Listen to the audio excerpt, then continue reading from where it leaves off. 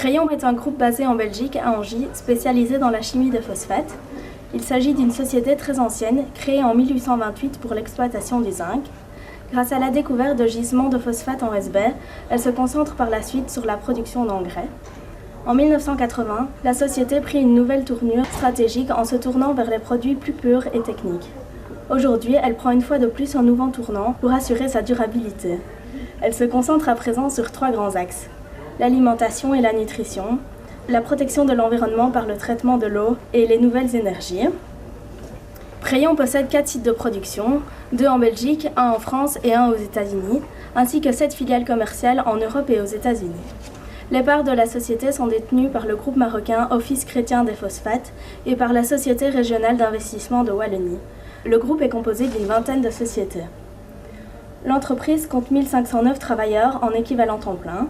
Avec un chiffre d'affaires de 831 millions d'euros en 2012, Prayon est à présent le leader mondial dans la technologie de l'acide phosphorique.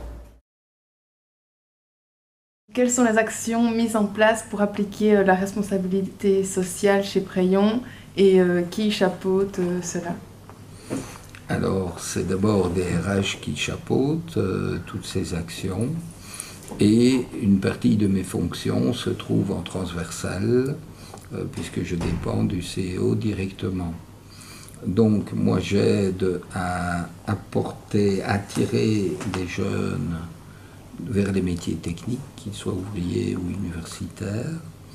Et je dois expliquer, aider certaines initiatives politiques et même vis-à-vis des écoles en termes d'explication de ce qu'est la chimie aujourd'hui, ce qu'est Prayon et le fait que nous répondons maintenant au challenge de l'humanité par nos techniques et nos produits. Quel est le rôle du département marketing stratégique dans votre entreprise ? Merci pour la question. Le département de marketing stratégique dans une entreprise, surtout dans une entreprise de notre type, est surtout responsable d'établissement d'une bonne veille stratégique, d'une bonne veille concurrentielle et de connaissance complète d'environnement micro et macro de notre entreprise.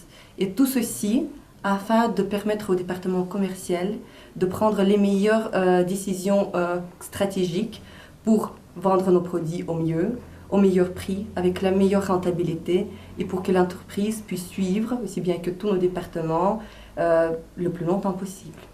Nous avons vu que vous utilisez bateaux, avions, camions, trains pour livrer vos produits, mais comment choisissez-vous vos moyens de transport ?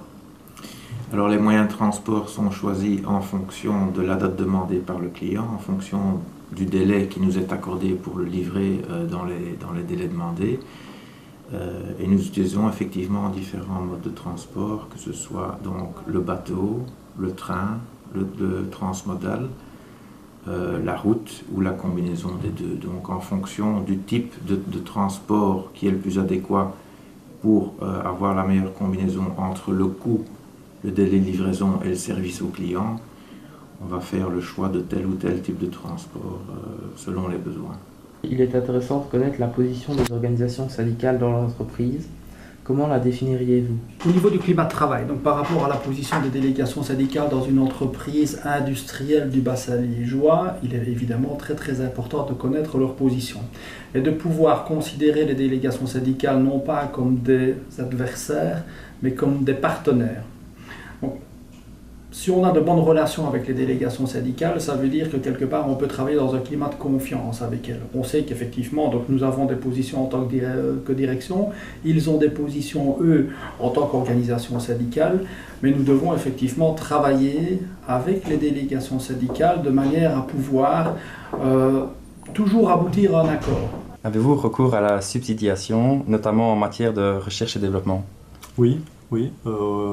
En fait, chaque fois qu'on a fait des gros investissements en frais de recherche et développement, on demande à la région wallonne des subsides essentiellement pour des gros investissements économiseurs d'énergie et pour tout ce qui est environnement. Ensuite, ça se présente de 2 ou 3 manières. La manière, c'est le subside sur base des factures d'investissement, et c'est surtout un subside en capital. Le deuxième, c'est soit des avances que la région nous fait, des avances récupérables. Et la troisième aide que nous demandons, c'est surtout pour les frais de recherche et développement des crédits d'impôt.